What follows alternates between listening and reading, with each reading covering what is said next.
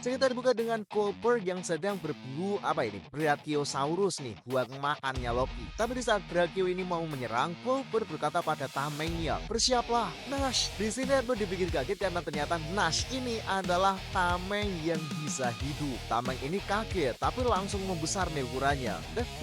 Tunggu dulu. Untungnya saat Brachio ini mau nyundul nih, dia malah menabrak Nash yang sudah membesar. Brachio ini menarik kepalanya mundur karena kesakitan. Tapi kesempatan ini diambil oleh duo mau kita Sanji dan Zoro, di mana Sanji bersiap menendang Zoro agar bisa melesat dengan cepat. Power Shooto! Tendangan ini membuat Zoro langsung terbang dan bisa memenggal Brachio ini. Setelah selesai berburu, Zoro Sanji berkata, "Seharusnya ini cukup untuk semua." Colbert lalu menjawab, "Bahkan bagi bangsa raksasa pun, hewan ini tergolong sangat besar. Daging Grogisaurus enak banget loh." Jadi Brachiosaurus ini namanya lalu diubah adalah Grogisaurus. Meski cukup sulit dimasak karena lemak yang ada di bawah kulitnya sangat tebal, tapi dagingnya sangat enak jika dimasak menggunakan sake. Sanji langsung bingung, "Waduh, aku nggak bawa sake." Colbert tapi menjawab, "Di pondok pemburu ada peralatan masak lengkap. Sekalian kita bisa mencari daun rempah saat perjalanan pulang nanti." Zoro melihat Nash dan langsung bertanya, "Ngomong-ngomong, sebenarnya dia ini apa? Pengguna buah iblis ya?" Colbert di sini langsung berkata hal yang mengejutkan banget nih. "Dulu jiwa ayahku dimasukkan oleh Big Mom ke dalam benda itu karena dia mencoba untuk menghabisinya." Tapi itu secara tidak langsung Colbert memakai ayahnya untuk menjadi tameng. Zoro dan Sanji kaget. "Big Mom?" Mereka bertiga pun lalu menggendong Grogisaurus ini bersama-sama. Zoro lalu teringat, "Oh, nanti dia sama seperti Zeus ya?" Colbert kaget, "Hah? Kalian tahu tentang Zeus? Dia adalah yang terkuat di antara para homies loh." Zoro menjawab, "Ya, tapi dia sekarang malah menjadi budak navigator kami." Apa? Terus kita kembali ke tempatnya Loki, di mana Loki ini sedang menceritakan kejadian sebenarnya. Hachurudin di sini bingung. Knight Babel lalu menjawab sambil tersengal-sengal ke napasnya. "Mereka ada di sini." Hachurudin lalu bertanya, "Orang dari pemerintah dunia ada di sini? Jadi mereka yang sudah menghajarmu sampai babak belur begini?" Loki dengan kesel, "Itu benar." Hachurudin lalu melanjutkan, "Pasti mereka ingin balas dendam padamu karena kau sudah membuat kacauan di luar sana." Loki di sini protes, "Jangan asal bicara ya. Kalau aku sampai harus berhadapan dengan orang seperti mereka, pasti sekarang aku sudah menjadi raja dunia." Luffy yang mendengarkan itu sok-sok ngerti kesatrianya pemerintah dunia ya. Di saat yang sama, Colbert, Sanji, dan Zoro udah datang. "Yeay, kamu sudah mendapatkan dagingnya." Luffy kaget, "Wah, gede banget." Colbert lalu berkata, "Ini adalah Grogisaurus yang terkenal sangat bergizi loh." Zoro di sini langsung sombong, "Akulah yang suka menghabisinya." Sanji protes nih sambil nyindir, "Ya, aksimu sebagai batang brokoli yang terbang di langit memang sungguh hebat sih." Colbert lalu bertanya, "Apa kalian sudah mendapatkan batang pohonnya?" Stanson menjawab, "Sudah dong, kerja bagus semuanya." "Baiklah, ayo kita panggang dagingnya." Luffy malah, "Ayahnya enak, itu bukan buatmu Luffy." Luffy tiba-tiba membawa daging yang besar dan langsung dipukulkan ke wajahnya Loki. "Loki, nih makan." Loki kaget, "Panas." Kurt langsung menegur Luffy, "Luffy, nanti lukanya terbuka lagi loh." Loki di sini ngamuk, "Bangsat, kau ini mau membunuhku ya?" Luffy malah dengan santai berkata, Sepertinya kau sudah baik kan? Pokoknya sekarang kau makan saja dulu supaya cepat sembuh." Loki langsung makan tapi dia malah tersedak, "Aku susah menelan, cepat angkat tubuhku, aku tidak bisa makan sambil tidur." Luffy langsung protes, "Kau ini banyak maunya ya." Tapi Loki meskipun udah duduk itu masih saja batuk-batuk. Luffy langsung lari lalu berkata, "Kau masih tersedak, biar ku ambilkan sup untukmu ya, tunggu sebentar." Luffy tiba-tiba langsung datang membawa gelas yang sangat besar. "Panas." Loki kaget, "Kenapa kau membawa sup yang masih mendidih? Jangan mendekat." Luffy langsung melabrak Loki, yang akhirnya Loki tersiram sup yang masih sangat panas. Ger dengan tenang langsung berkata, "Sepertinya luka bakarmu malah ketambah." Loki yang menahan rasa sakit marah, "Jauhkan dia dariku, jangan biarkan dia mendekatiku lagi." Ger lalu berkata, "Hei Luffy udah ketakutan nih. Maaf, aku tidak bermaksud begitu." Tapi Ger malah langsung melacak seksualnya. Sanji bingung, bahkan Gerchan juga ikut-ikutan. Aduh, sebenarnya Loki itu salah apa sih? Sampai seperti itu dibencinya oleh bangsa raksasa. Zoro lalu berkata, "Jadi perkataannya pada Luffy waktu itu juga bohong ya?" Loki yang tidak terima mendengar itu langsung mencoba bangun. "Maksudmu soal dimana si rambut merah Flair saat ini?" "Sayang sekali, tapi aku tidak berbohong soal itu." Zoro lalu bertanya, "Benarkah? Kalau begitu sekarang juga katakan pada kami." Loki menjawab, "Kalian sendiri belum menepati janji untuk melepaskan Boruto bukan?" Sambil makan Loki lalu melanjutkan, "Tak kusangka kau sangat ingin bertemu dengan si rambut merah. Ya, tapi aku paham bagaimana rasanya saat kita mengagumi bajak laut yang pernah kamu temui saat masih kecil." Hachurudin hanya terdiam. Luffy di sini langsung bertanya, "Kau bicara seolah pernah mengalami hal yang sama denganku?" Di luar dugaan Loki langsung menjawab, Memang pernah kok. Aku bahkan sangat menyesal karena pertemuanku dengannya malah terjadi saat aku masih kecil. Dan di sini kita melihat masa lalu Loki yang sangat mengejutkan. Di sini kita melihat ternyata Loki pernah meminta seorang bajak laut untuk mengajaknya itu berlayar dan bergabung menjadi krunya. Loki kecil di sini berkata, "Bawalah aku bersamamu." Dan siluet hitam bajak laut ini berkata, "Aku kemari bukan untuk bertemu dengan bocah sepertimu. Harus berapa kali kubilang supaya kau paham." Loki malah nantang. Kalau begitu, ayo kita berduel. Bajak laut ini langsung merasa tertantang.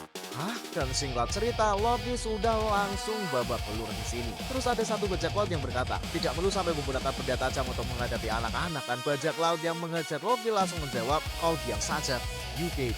Terus kita kembali ke masa sekarang dan Loki berkata, "Aku telah dilahirkan di zaman yang salah." Kita lalu kembali ke para bajak laut raksasa yang sedang berhadapan dengan para monster. Di sini Dory berkata, "Para Drogur ini menyerang kita dalam rombongan. Loki, hantunya banyak sekali.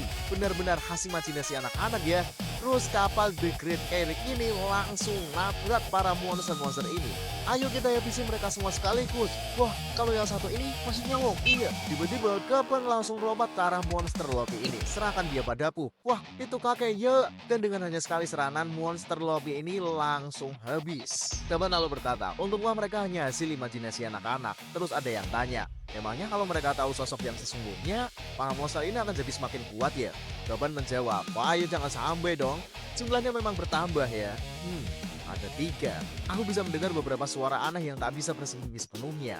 Kalau Elbaf saja tidak bisa menjadi tempat yang aman, sepertinya riwayat dunia memang sudah tamat. Kita lalu pindah ke tempat kebakaran nih, di mana para pemadam ini lagi repot banget. Semprotlah terus awan lautnya, apinya besar sekali, bisakah kita memadamkannya? Saul di sini masih panik. "Terima kasih atas kedatangan kalian kemari pasukan pemadam, tapi tolong bergegaslah. Anak-anak kita sudah hampir memasuki kobaran api." Dan di sini kita melihat Saul sudah berhasil mengalahkan Fenrir sendirian. Pasukan pemadam pun langsung berusaha dengan semaksimal mungkin. Kami sudah membuka kerannya sampai maksimal dan menyiramkan air dengan tekanan yang terkuat, tetapi effort ini belum bisa memadamkan apinya. Sedangkan anak-anak yang tertidur masih saja terus berjalan. Saul di sini mulai putus asa. "Kumohon cepat padamkan apinya. Berjuanglah, cepatlah padam, kumohon."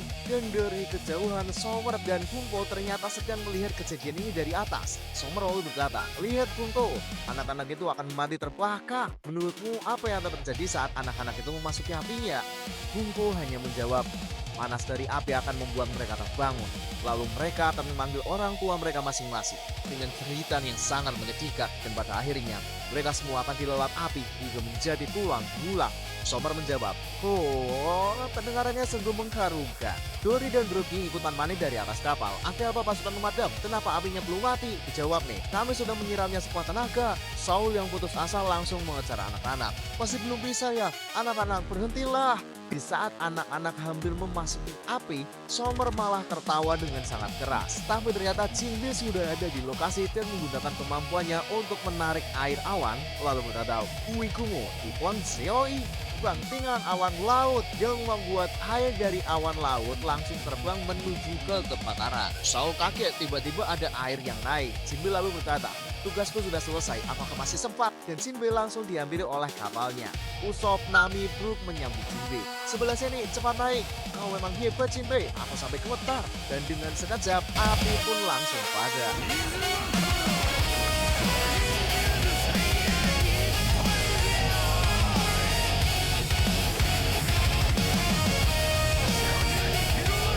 Para pasukan pemadam, Saul, Robin, dan Chopper langsung merasa lega. Kebakaran di distrik hutan nomor 2, jalur pohon nomor 8, berhasil dipadamkan. Anak-anak itu selamat. Semua anak itu memang selamat dari kobaran api, tapi mereka masih tetap berjalan sambil tertidur. Bugi, Duri, dan Oimo senang banget. "Nyaris saja, sejak awal aku memang percaya pada kalian. Kerja bagus, pasukan pemadam. Kalian memang dewa pelindung Elbaf." Setengah membasuhkan pemadam yang malah bingung.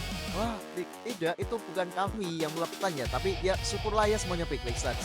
Tapi Chopper dan Robin di sini sadar. Robin, yang tadi itu pasti Jinbe ada di dekat sini. Terus dari kapal, Kalang itu seneng banget. "Keren, Jinbe keren banget, terima kasih Jinbe." Jinbe hanya menjawab, "Itu bukan apa-apa."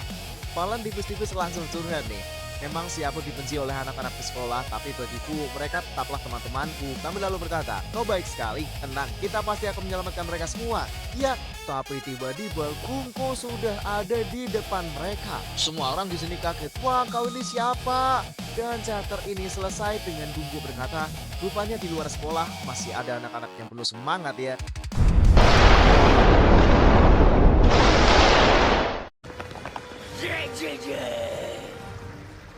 やはり生きていたな麦わら。じゃじゃじゃ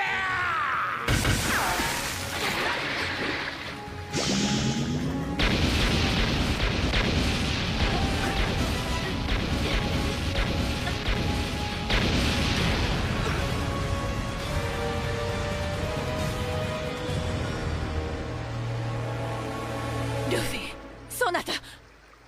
お前見られたくないだろ、背中の。あとは任しとけ。じゃじゃじゃなんぼのもんじゃい。女の前だからってカッコつけるんじゃねえんじゃい。ルフィ、守ってくれて感謝する。だが弱みの最中立ち入る無礼。わらわ自身が思い知らせてくれるわ。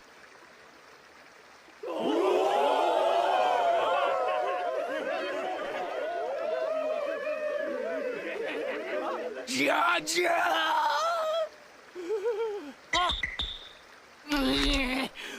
お前ら落ち着け。こいつらは海賊じゃい。海賊は許すな。いつもシードル軍団長が言ってるんじゃい。撃つんじゃ。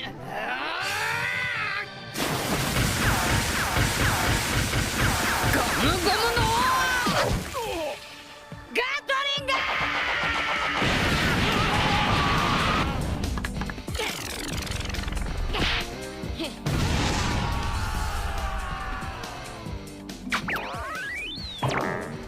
スレイブアロ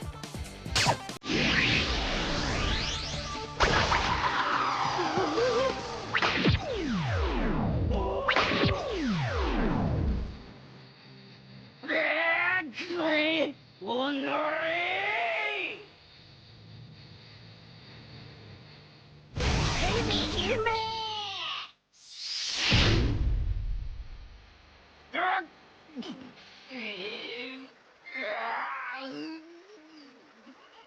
姉様、これは。おお、助かるぞ。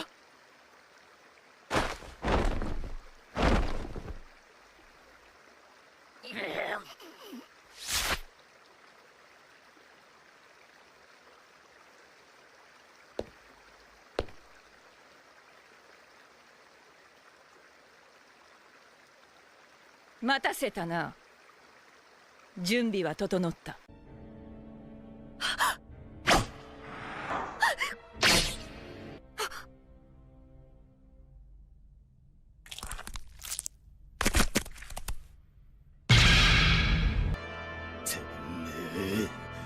どこまでクズだ。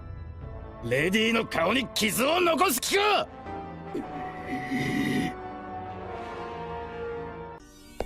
中身もこぼれしまっ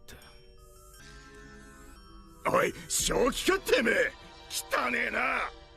味付けも完璧だ。どんだけ貧乏根性が染みついてんだ。みっともねえまですんじゃねえよ。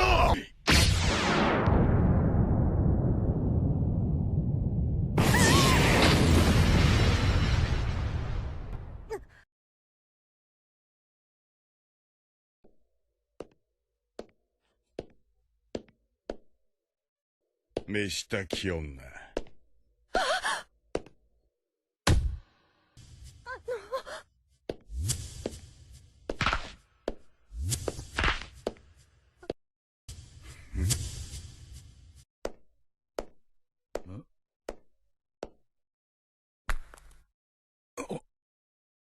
誰か来てくれ。ドクターを呼べ。気を失うほど女を殴ったのか。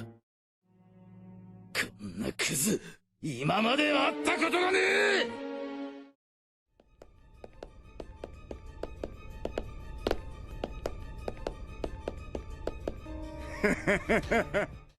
てめえ、コゼットちゃんに何してんだ。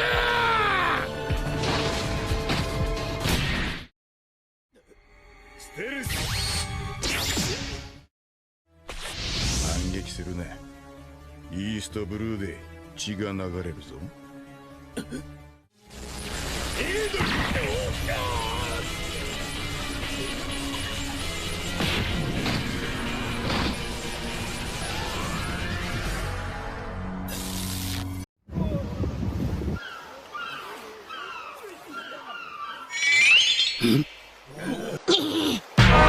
俺は遊び半分なんかじゃない。もうあったまった。証拠を見せバカ野郎、何やってんだ。あー痛くなかった。嘘つけ。バカなことすんじゃね俺だって海賊になりたいんだ。え。お前なんかが海賊になれるか。俺は怪我だって全然怖くないんだ。次の航海に連れてってくれよ、シャンクス。いくら泳ぎがうまくたってそれだけじゃ海賊にはなれないんだよ。喧嘩だって強えぞ。俺のパンチはピストルみたいなんだ。そう。なんだその言い方。要するにガキすぎるんだよルフィは。何せ俺のガキと同い年だからな。これはガキじゃない、もう大人だ。ああ、そう怒るな。ほら、ジュースでも飲め。わあ、ありがとほらガキだ、面白え。う。汚ねえぞシャンクス。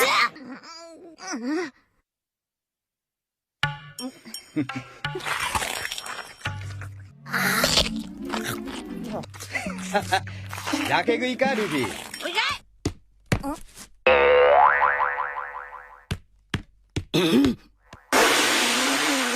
敵戦から奪ったゴムゴムの実が。手が伸びた。なんだこりゃ。ルフィ、お前まさかこんな果物食ったんじゃ。まずかったけど。ゴムゴムの実は悪魔の実と言われて食えば全身ゴム人間。そして一生泳げない体になっちまうんだ。嘘。バカ野郎。ルフィ、お前にだってこれはやるわけにはいかねえよ。これはいくつもの戦いを共にしてきた大事な麦わら帽子だ。の島だ。夢の島に行けるぞ。夢の島。騒ぎすぎよ。これはただの可能性に過ぎないわ。世の中には嘘の地図なんていっぱいあるんだから。でも船は完全に沈んじまったぞ。沈んだならサルベージよ。よっしゃー。できるか。こちらチョッパー、みんな返事して。こちらルフィ、怪物がいっぱいです。どうぞ。ここは巨大ウニヘビの巣か。こちらサニックをこっち見た。オッケー。オッケーか。なんそれ何ルフィ。ロイ。おお、鎧が砕けた。俺ナミさんに綺麗な貝殻取ってきたんだ。いらないわよ、大バカ。いや、知りたくもねえよ。とにかく関わらねえこった。あの格闘チャンピオンにはな。チャンピオン？なんで張り合おうとしてんの。釘。いた。いた。へい。継ぎはぎだろ。うわ、それ面白いぞ、ウソップ。ここはああ、そうだ。お前ら、今日の晩飯。そうだ、空島の話は聞けたのか。空島。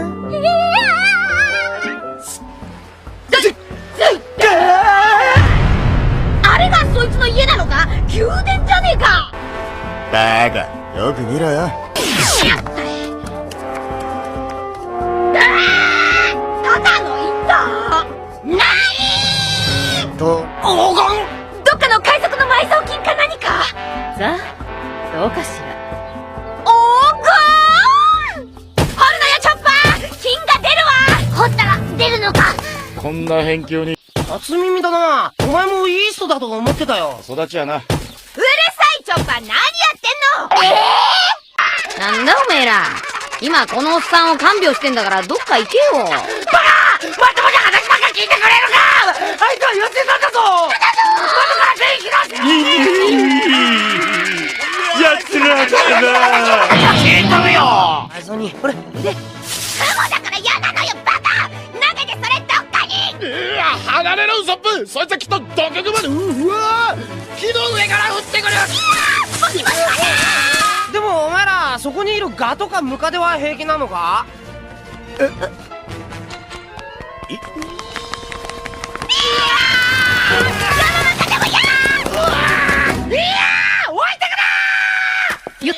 アトラス？そうさ、アトラスとヘラクレスは世界中の人間の憧れなんだぞ。へえ、カブトムシが。知らねえのかよ。めったに捕まえられねえんだ。ワンピースとどっちがすごいんだ？